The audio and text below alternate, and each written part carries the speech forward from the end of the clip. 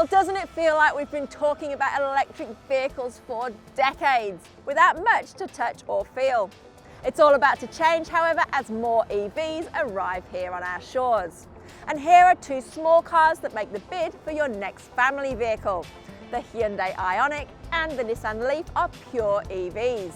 And there's a lot to like about them, particularly now they offer a more respectable range and more respectable looks. Now's a great time to be thinking about putting an electric car on your driveway.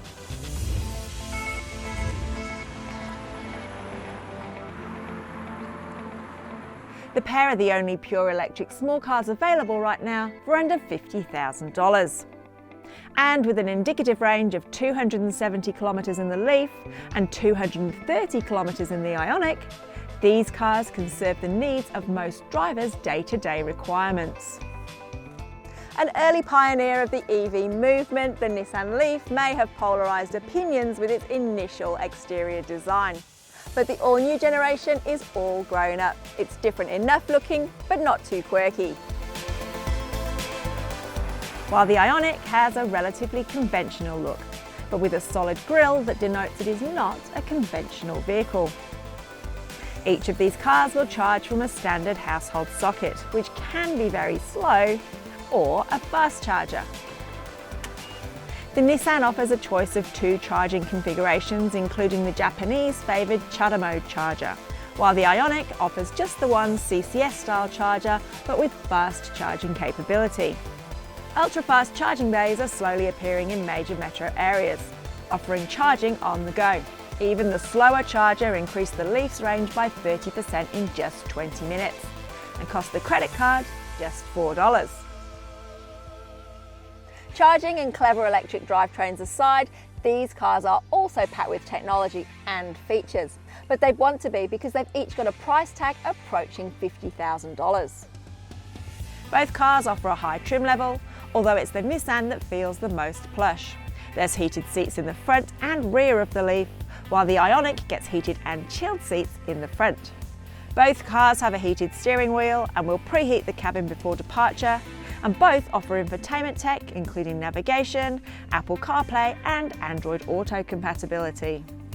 Each also gives good feedback on the EV settings and systems, allowing for timed charging to make use of off-peak tariffs and plenty of data to help you geek out. There's a decent amount of room in the rear of both the Leaf and the IONIQ, and both cars will carry up to 5 people. The Leaf has stadium seating in the rear, so passengers sit a bit higher. And while it doesn't have the rear air vents that the IONIQ does, it does at least offer a heated rear seat. And while the IONIQ only has one mat pocket in the rear, it does have a folding centre armrest with cup holders, which is missing in the Leaf. Both cars offer good luggage capacity, certainly enough to carry a week's shopping alongside the charging paraphernalia. And while the IONIQ has a tyre inflator kit, the Leaf offers a spare wheel. When it comes to getting behind the wheel, it's the Hyundai which is the driver's choice. The suspension is firmer, but it's better damped, and the steering gives a better feel. But if a softer ride in softer surroundings is more your cup of tea, then the Leaf may be a better choice. I'm just disappointed it's got a clumsily operated foot parking brake, flies in the face of this modern marvel.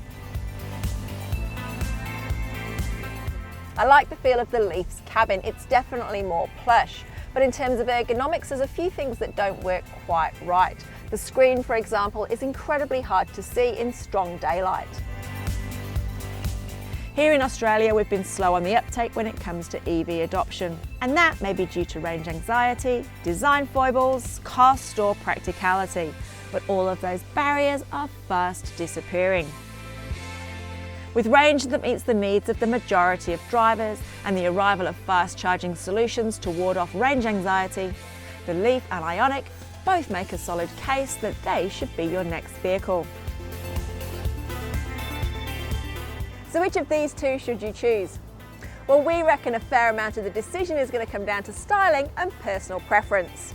We really like how the IONIQ drives, but the Leaf has come an incredible way. It's a much more mature car and it's right for its time. But for its drivability, preferable interior layout and ergonomics, we reckon the IONIQ does the better job when it comes to transitioning from a conventional vehicle to electric.